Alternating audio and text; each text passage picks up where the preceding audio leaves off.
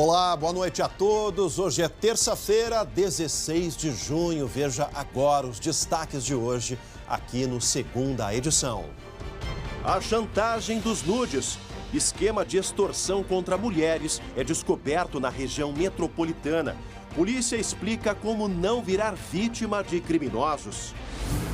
Depois da pressão do interior, o governo do estado muda mapa das regiões de risco da pandemia. Tem cidade que vai seguir com regras mais rígidas, mesmo após revisão dos dados. Saiba quais regiões mudaram de bandeira e por quê. A vitória da esperança. Paciente que ficou 45 dias na UTI está livre do coronavírus. Entenda como os curados podem colaborar para o tratamento de quem ainda luta contra a Covid-19. O SBT Rio Grande, segunda edição, começa agora e eu te convido, vem com a gente!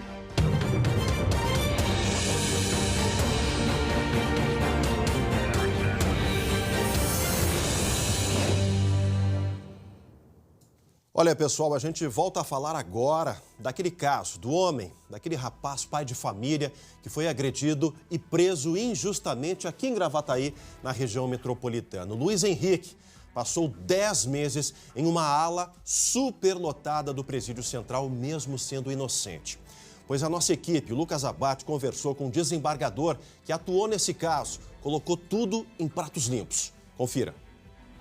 O desembargador foi relator no processo que inocentou Luiz Henrique em segunda instância. Conforme o magistrado, a defesa comprovou que ele não teve qualquer envolvimento com o caso e não deve ser mais relacionado ao crime. Foi por unanimidade absolvido sumariamente o réu, porque ficou demonstrado assim cabalmente que ele realmente não tinha qualquer participação no fato. E ele não pode mais ser denunciado ou ser acusado por este fato específico. Mesmo inocentado, o nome dele continua no sistema com antecedente de tentativa de homicídio contra os policiais, o que impede a vítima de conseguir um emprego formal. Eu falando sobre o que foi, eles ficam de me ligar e nunca me ligam. Não consigo servir. Em fevereiro de 2017, Luiz Henrique estava na bicicleta com o filho de 4 anos em Gravataí, quando os criminosos entraram em confronto com a Brigada Militar. No fogo cruzado, ele se atirou sobre o garoto para protegê-lo. Quando os disparos acabaram, foi algemado e preso injustamente pelos policiais. Me agrediram, um me deu um empurrão na frente do meu filho, daí o outro perguntou de novo o que eu estava fazendo ali, daí eu falei que eu estava passando com o meu filho. Daí então me deu um chute, daí eu me ajoelhei, daí nesse momento começou as agressões. Daí um me deu já um chute nas costas, nas costelas, o outro veio me amordaçou, veio me enforcar, me enforcou, nesse momento eu desmaiei. Daí quando eu acordei já tinha um monte de polícia na volta. E a gente vai continuar acompanhando a luta do Luiz Henrique para saber por que é tão difícil o inocente limpar o próprio nome no sistema da segurança pública. Nos próximos dias a gente traz tudo aqui no Segunda Edição. Agora vamos atualizar os números, gente, da pandemia aqui no nosso estado. Já são aí 16.471 casos confirmados no Rio Grande do Sul. Temos, infelizmente, aqui 374 mortes até agora pela Covid-19 no nosso estado. Somente hoje foram registrados mais 14 óbitos nas estatísticas oficiais. Daqui a pouquinho, a gente vai falar sobre a revisão das bandeiras, que foi anunciada durante a tarde pelo governador Eduardo Leite. Você vai entender por quê. Mesmo depois daqueles protestos, da pressão dos prefeitos, comerciantes, algumas regiões gaúchas vão seguir com a bandeira vermelha. Houve toda uma pressão, houve reunião durante a tarde toda. Já já você vai saber por que o Estado, a gestão do modelo de distanciamento controlado se alterou. Algumas datas se alteraram e há agora um prazo para que as prefeituras recorram de algumas das decisões. Já já a gente traz todos os detalhes. Agora um destaque que vem lá do norte. A Polícia Civil investiga a morte de mãe e filha numa cidade pequena, lá do norte do estado. A Luciane Coma está comigo na redação, vai falar sobre qual é a principal linha de investigação da polícia, Lu. Boa noite. Boa noite, Chemali. Boa noite para o pessoal que está em casa. Olha, por incrível que pareça, a principal hipótese é uma emboscada. Pois é a principal hipótese para o assassinato da Ana Paula Rapkiewicz, de 32 anos, e da mãe dela, Neuza Maria Rapkiewicz, de 56. As vítimas foram baleadas dentro do carro quando elas estavam chegando na propriedade rural onde elas moravam, bem no interior ainda de Casca. A Ana Paula e a mãe estavam sofrendo ameaças de morte e, para a família, o assassinato delas tem alguma relação com uma outra tragédia familiar ocorrida há 2 anos, Chemali. Uma irmã da Ana Paula foi encontrada sem vida no fundo da casa onde ela vivia.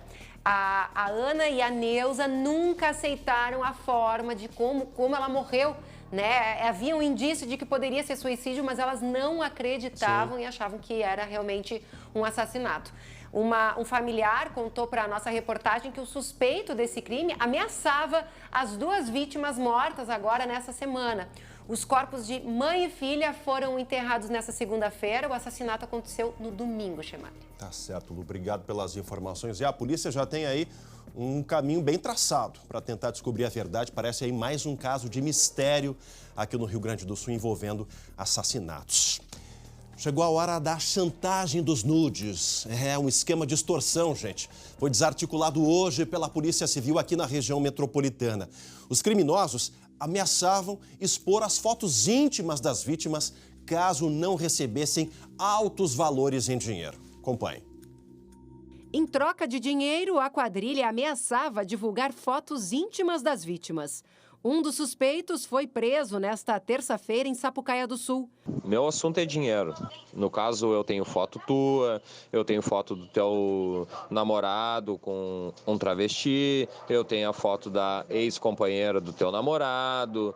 Se tu achar que eu tô brincando contigo, se tu achar, eu vou destruir a tua vida. Eu vou botar nos lugares onde tu frequenta. Se eu tiver que colar elas na tua rua onde tu mora, eu vou colar. Fizeram isso durante 2 semanas, entregando envelopes com as fotos dela pela vizinhança. Possivelmente ela não é a única vítima. O criminoso espalhou imagens de uma das vítimas pelo comércio de Esteio. Esta câmera flagrou o momento em que ele deixa um envelope numa farmácia. A quadrilha exigia R$20 mil. Até às 6 horas tu tem para pensar. 6 horas... eu vou entrar em contato contigo, tu vai decidir a tua vida, não é eu. Eu vou destruir com a tua vida, se eu tiver com os teus familiares, se eu tiver que nem eu te falei, ainda não estão na net. O autor das extorsões tem antecedentes por roubo e porte de arma. Ele estava em prisão domiciliar sem tornozeleira eletrônica desde 15 de maio por causa da pandemia do coronavírus. 5 dias depois, começaram as ameaças. Outro alvo das investigações é um coach, escritor e poeta que teria repassado informações de uma das vítimas. A polícia apreendeu celulares e pediu a quebra do sigilo telefônico para mapear a ação da quadrilha. O sucesso da operação de hoje, com a prisão do indivíduo e a identificação de outros 2, foi porque a vítima procurou rapidamente a polícia e nós conseguimos agir aí de forma eficaz. Esse é o caminho, tem que buscar a polícia, gente. São sem vergonhas especializados que se aproveitam aí da fragilidade, muitas vezes emocional, dessas vítimas para ganhar dinheiro fácil. Se deram mal, começaram a se dar mal, tem mais coisa que vai vir pela frente aí, segundo a delegada Luciane Bertoletti.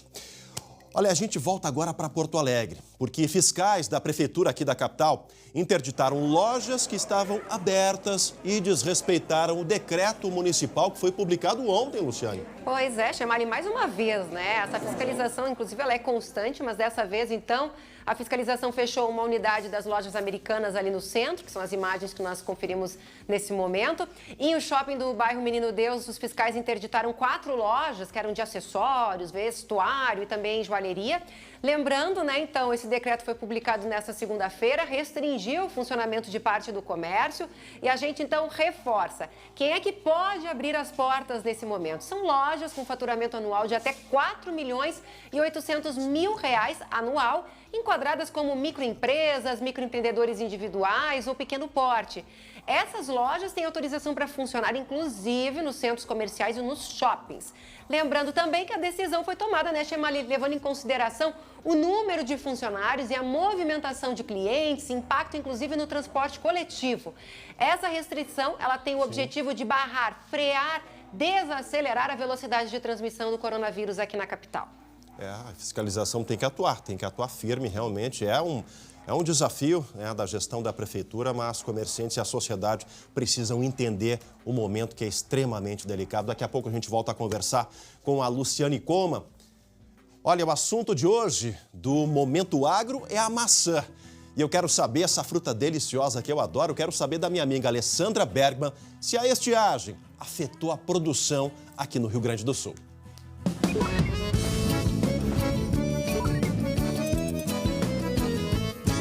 Em parte, Chemali, sim, foi prejudicado, teve uma quebra aí de safra de 20%, mas o produtor tem mais a comemorar do que a lamentar.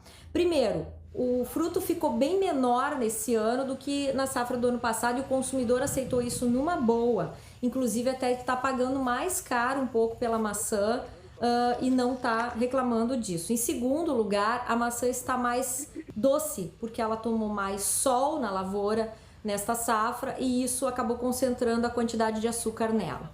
Uma curiosidade, juntos, Santa Catarina e Rio Grande do Sul produzem 95% das maçãs brasileiras. E em tempos de gripes e viroses, está aí uma fruta que ajuda bastante na imunidade. Inclusive tem até um ditado americano que diz o seguinte: comer uma maçã por dia representa um dia a mais longe do seu médico.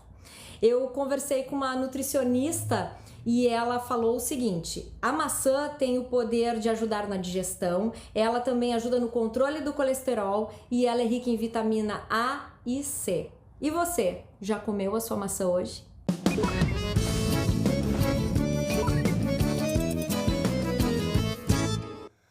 Já brinquei nas redes sociais com a Alessandra Bergman ali, que eu como 2 por dia, receita caseira da nutricionista e da fonoaudióloga, a minha particular. O pessoal sabe qual é, para manter a voz bacana. Agora a gente volta a falar sobre a gestão política da pandemia, por quê? Porque o governador Eduardo Leite mudou hoje o modo como as bandeiras de risco vão ser apresentadas à população gaúcha e também aos municípios. Isso depois, gente, de 2 dias de muitas reuniões, de pressão, de reclamação de prefeitos de várias regiões aqui do nosso estado, né, Lu? De certa forma, o governo cede, mas ainda mantém ali o pulso para fiscalizar. Pois é, né? 2 regiões conseguiram ali reverter a bandeira vermelha, né?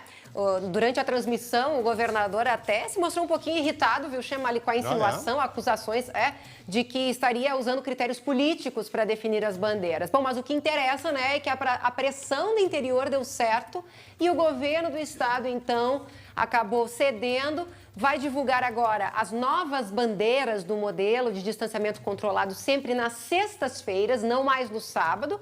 E assim, os municípios que, enfim, se sentem prejudicados terão mais tempo para contestar os números até segunda-feira, quando o comitê de crise poderá, então, avaliar as reclamações e os números. Além disso, a atualização das bandeiras passa a vigorar a partir de terça-feira, ou seja, mudam então um pouco as datas. Agora vamos falar então sobre o mapa. Santa Maria, como tinha inaugurado mais 7 leitos e informou no último sábado, né, isso acabou alterando os indicadores. E aí a região que chegou a passar para o vermelho, né, agora foi reclassificada como bandeira laranja. A região de Santo Ângelo também voltou para laranja. Segundo o governo do estado, os números foram revisados, né, e não houve agravamento de internações por lá. Ao contrário da região da Serra, que segue registrando Chemali alta nas internações e, por isso, continua na bandeira vermelha. Continua. Exatamente. O que a Secretaria da Saúde se propôs? Ela sinalizou que poderá dividir a Serra em mais 1 ou 2 regiões. Então, a gente deve aguardar, porque é uma região ali que inclui vários municípios, né? Mais de 40. Chamada região metropolitana da Serra, né, Lu? Exato, vai até o campus de cima da Serra, ou seja, é bem grande mesmo. A fronteira oeste, ali a região de Uruguaiana, também vai continuar com a bandeira vermelha, né? Era uma cidade ali que também estava tendo muitas reclamações, mas não houve mudança. Apesar de ter também inaugurado mais leitos, não houve melhoras nos indicadores, então continua vermelha. Outra mudança, Chemali, anunciada hoje, é que todas as bandeiras, inclusive a vermelha, voltam a ser revisadas a cada semana. Essa agora, no último sábado, chegou a se propor que quem tivesse a bandeira vermelha ficaria assim durante 2 semanas. Sim. E só depois poderia, então, retroceder, né? Enfim, mudar de bandeira. Agora não mais. Toda semana volta ao esquema antigo. Tá certo. É aquele período de incubação, né, gente? 2 semanas para ter um resultado de projeção daqui para frente. Daqui a pouco, a Luciane volta para falar do auxílio emergencial aqui no Segunda Edição. Agora, a Federação, gente, a Federação realiza amanhã mais uma live do Tá na Mesa, com a presença de César Salti, que é vice-presidente da Icatu e presidente da Rio Grande Seguros e Previdência, e também o Paulo Bertinetti, que é diretor-presidente da Wilson Sons, unidade Tecom Rio Grande. Eles abordam o tema Tendências para o Novo Normal.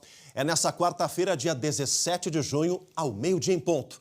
Acompanhe pelo Facebook da Federação, facebook.com/Federação. Participe, tá na mesa, uma realização da Federação. Ainda hoje, aqui no Segunda Edição, a gente vai mostrar, olha aí, ó, as informações sobre a alta do primeiro paciente tratado com método inovador. Isso aí é lá na Serra Gaúcha. E também quem são os trabalhadores que podem receber o novo lote do auxílio emergencial. A gente volta já já. E o Segunda Edição está de volta ao vivo para todo o nosso estado e agora uma história incrível de superação. Depois de 45 dias, a vitória. O paciente infectado pela Covid-19, que recebeu plasma lá em Caxias do Sul, teve alta da UTI. O morador de Garibaldi foi o primeiro paciente que realizou esse tratamento aqui no nosso estado. Na tela, a história do seu Tarcísio. Com um cartaz na mão, seu Tarcísio Giongo, de 63 anos, deu o recado. Eu venci a Covid-19. Foram mais de 30 dias de internação no Hospital Vivi Ramos, em Caxias. Mais da metade desse tempo, respirando por ventilação mecânica. Como o quadro clínico não apresentava evolução, a equipe médica optou por outro tratamento, a transfusão de plasma. Esse foi o primeiro aplicado ao coronavírus no Rio Grande do Sul. E logo nos primeiros dias, o seu Tarcísio já apresentou melhora no quadro respiratório. Dali para frente, só teve ganhos. Ele teve uma melhora não só do ponto de vista respiratório, mas também uma melhora cardiovascular, uma melhora neurológica, uma melhora renal. Então, nesse momento, a gente se sentiu seguros de encaminhá-lo para um quarto para seguimento do tratamento, a nível de fisioterapia e melhora das partes nutricional. O doador do plasma veio a Caxias para conhecer o seu Tarcísio e aproveitou para fazer uma nova doação no Hemocentro de Caxias. Um ato que emocionou os familiares do paciente, que agora respiram aliviados. Depois de 44 dias de UTI, ele está podendo ir para o quarto, recebendo a alta da UTI. Então eu só tenho a agradecer a todas as pessoas envolvidas nisso e agradecer ao doador, o Fábio Clante, que se disponibilizou e doou o plasma para o meu pai. Que história incrível essa, gente. Olha, reforçando, por enquanto, somente homens podem ser doadores de plasma e precisam estar recuperados há mais de 28 dias do coronavírus. Se você quer ser doador, entre em contato com o Hemocentro de Caxias pelos telefones que estão aí na sua tela. Tá aí, ó, 54 código de área 3290 4543 e o 984 18 8487. Tá aí o seu Tarcísio feliz da vida, voltando para casa depois de 45 dias internado, né? Voltou pro quarto, saiu da UTI, voltou pro quarto, tá para casa agora. Em seguidinha, a gente vai estar nessa torcida para que dê tudo certo, com certeza. E olha, tem notícia importante sobre o auxílio emergencial. A Caixa Econômica Federal acredita hoje e amanhã a primeira parcela do novo lote aí da ajuda federal, Luciane. Pois é, os novos beneficiários, né? Aqueles trabalhadores que se cadastraram lá entre 1º e 26 de maio, que estavam tentando. Enfim, finalmente, então, os recursos vão ser liberados. Inicialmente, apenas para o pagamento de contas, boletos ou compras com o cartão de débito virtual ou QR Code. Ou seja, apenas para movimentações virtuais, né, Chemali? Já os saques e transferências aí seguem um outro calendário. Bom, segundo a Caixa, o objetivo é evitar, mais uma vez, assim como foi no outro calendário, né, evitar muitos acessos, tanto virtuais como nas agências, tanto da Caixa como nas lotéricas. Nessa etapa, então, agora, da primeira parcela, né, desse lote, os beneficiários nascidos em janeiro e junho já podem movimentar virtualmente esse valor dos R$600 e, a partir de amanhã, então, quem nasceu de julho a dezembro. Quem optou por sacar o dinheiro, né, ou sacar o benefício, vai seguir, então, um outro calendário também a partir do mês de aniversário. Então, por exemplo, vai ser a partir lá de 6 de julho, para quem nasceu em janeiro, 7 de julho, fevereiro e assim sucessivamente. No caso das transferências, mais uma vez, né, Chemali, é feito automaticamente para a conta que a pessoa já ali identificou e aí vai direto lá para a conta. E olha só, mais uma informação, mais de 1.600.000 inscritos ainda aguardam análise e aí dá para acompanhar ali a situação pelo aplicativo, né, do auxílio emergencial ou auxilio.caixa.gov.br. Tá certo, Luciane, obrigado, uma boa noite, até amanhã. E olha, amanhã a gente tem matéria sobre vaga de emprego. Você está correndo atrás, quer a sua? Fica ligado 7h20. A todos uma ótima noite de terça-feira. Amanhã a gente está de volta. Tchau, tchau.